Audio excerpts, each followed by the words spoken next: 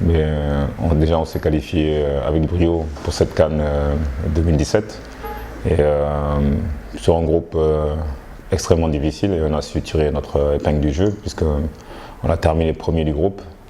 Et je pense que Aliou Cissé tient son groupe et aujourd'hui on espère qu'ils iront le plus loin possible.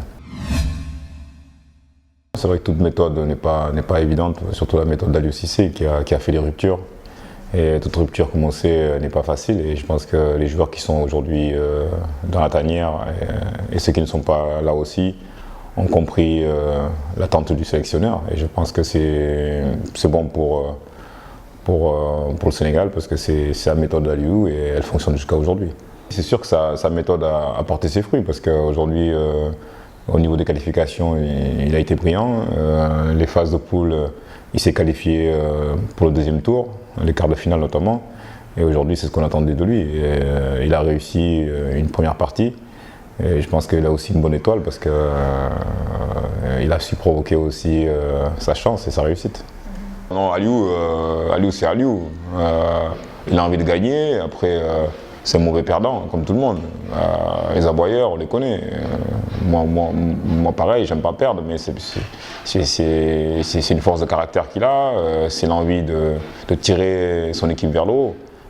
C'est une exigence qu'il a envers lui et envers aussi les groupes parce qu'il sait ce qu'il peut tirer de ses joueurs. Parce que des fois, nous Sénégalais, on a besoin d'un coup de pied aux fesses pour tirer le meilleur. Parce que toujours caresser dans le sens du poil, c'est pas forcément bon. Et le jour où il y a la défaite, on se regarde et on dit, on commence à parler. Donc je pense qu'il a la bonne méthode et les joueurs adhèrent. Donc bravo à lui.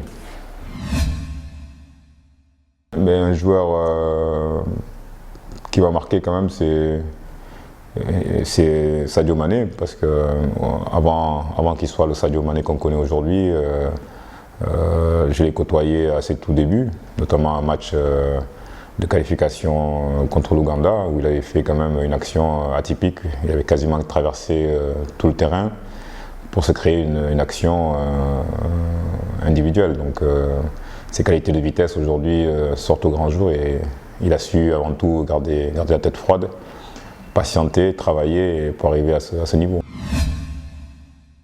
Après ma carrière, j'ai géré quand même l'équipe nationale en tant que team manager de l'équipe nationale. Aujourd'hui, c'est Lamine Diatta qui occupe plus ou moins ce poste.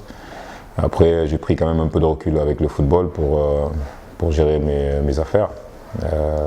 Et après, on prend plus de temps de faire les choses parce que quand on est dans le milieu du football, on n'a pas souvent le temps. Et c'est toujours vite. Et maintenant, il faut passer aussi de l'autre côté pour pouvoir s'opposer et revenir à la vraie vie. Aujourd'hui, je fais ce que j'ai envie de faire avant tout. Et ça veut dire que la reconversion est bonne. Quand on a le choix, c'est l'essentiel. Après, on ne parle pas de moyens, c'est avoir cette liberté de faire ce qu'on a envie de faire.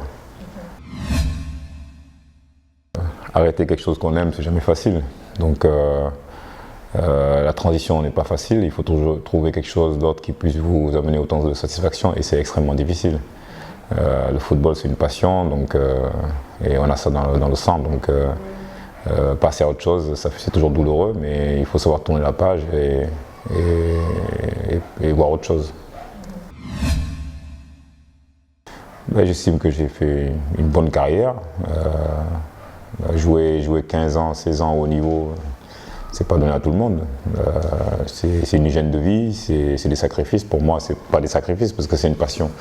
Mais aujourd'hui, j'estime que j'ai été chanceux, j'ai eu de la réussite et j'ai provoqué cette chance aussi. Donc, je suis content de ce que j'ai eu à faire. Même si on espère toujours de vouloir faire plus, mais je me satisfais de ce que j'ai eu à faire. Mais un club qui m'a marqué, c'est le RC Lens, parce que c'est le club de la consécration plus ou moins, puisque l'année de 2002, on était on est vice-champion de France. On a joué à la Champions League avec Lens, on a eu des grands moments. C'est un club quand même qui restera mythique en France, parce que c'est ses supporters, c'est les gens du Nord, c'est l'ambiance qu'il y avait au stade Bollaert. Et c'est des grands moments, c'est sûr. Je ne veux pas dire que c'est une carrière tumultueuse en Italie, parce que rester dans le calcio pendant 4 ans, voire 5 ans, bah, si ça avait été aussi difficile, je ne serais pas resté. Mais je pense que j'ai pu m'imposer dans le calcio, avec notamment des épisodes qui ont fait parler, qui ont fait couler beaucoup d'encre, notamment ce match contre Hellas Vérone, où il y a eu ces fameux cris de singe, où le club a été quand même suspendu pour une première fois, et ça c'est important de le signaler. Après, il y a eu aussi une mobilisation assez importante au niveau médiatique en Italie, au niveau des personnalités en Italie, où ils ont tous dit on est tous colis. Donc à l'image de on est tous Charlie, bon, on est tous colis.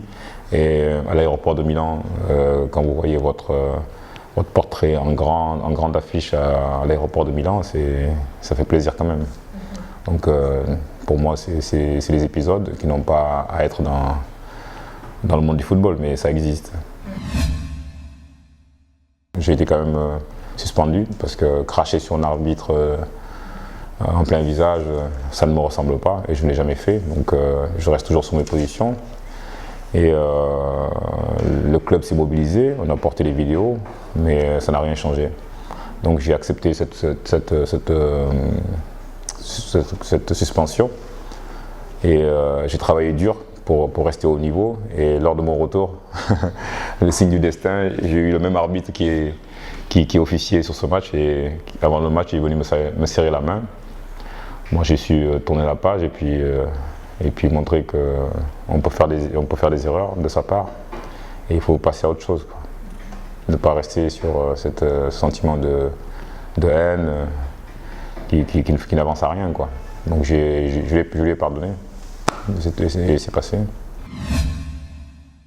Non, des souvenirs, il y en a énormément, parce que c'est difficile aussi d'en sortir un spécifiquement, parce qu'on se rappelle peut-être en tant que joueur, quand on débute, les premiers matchs importants, où on se frotte à des grandes équipes, à des grands joueurs, et on ne sait pas à quel niveau aussi on est, notamment un match où je jouais à Poitiers contre Monaco, mon premier match en première division, mon premier match pro, la Champions League qu'on joue, la Coupe de l'UEFA, une demi-finale de la Coupe UEFA contre Arsenal, la Coupe du Monde, la Coupe d'Afrique perdue au penalty.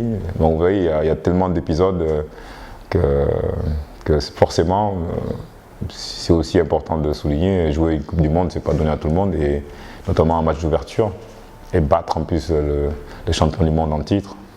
Donc ça, c'est des moments qui marquent à vie. 2002 restera quand même une année phare, même si on n'a pas gagné de titre. Moi personnellement, j'ai joué cette année plus de 85 matchs dans la saison. Donc vous comprenez que la saison d'après, j'étais complètement lessivé. Pendant 6 mois, j'ai eu du mal à me remettre bien. Donc c'est vraiment une année qui restera symbolique pour moi personnellement. Mauvais souvenir, c'est avec l'équipe nationale aussi, mais cette fois-ci en tant que coordinateur. Et lors de ce match Sénégal-Côte d'Ivoire, où le drapeau national a été brûlé par nos propres supporters. Les supporters camerounais ont été caillassés. Il y a eu une petite révolte dans les tribunes, et croyez-moi, la violence dans les stades, pour l'avoir vu, et notamment par nos propres supporters, ça fait mal. Et on a été suspendu, et à juste titre. Et ça, c'est une image forte et qui fait mal quand même. Ouais. Après le décès de mon père, c'est vrai qu'on est parti en Europe assez vite. Mais bon, j'ai eu une double culture. J'étais éduqué par une famille française. Et on a eu la chance aussi d'être très bien tombé. Et puis, à force de travail, à force de persévérance, je pense qu'on a tiré notre épingle du jeu. Parce qu'en France ou à l'étranger, c'est pas facile pour qui que ce soit, en étant black. Il faut en faire 2 fois plus pour être au même niveau qu'un Européen, par exemple. À chance égale, bon, on favorise plus facilement un Français qu'un étranger, ça il faut le savoir. Bon, maintenant, je pense que fort de tout ça, il faut se battre comme dans tous les domaines pour faire sa place. Et je pense que tout expatrié en sait quelque chose. L'éducation est importante et les études aussi, parce qu'il faut allier les deux. Le sport c'est une chose, mais le sport sans la tête, vous allez nulle part. Donc il faut allier le sport et les études. Ça c'est un message pour tous les jeunes qui se consacrent seulement au sport. Il faut allier quand même les deux, si possible. Ah.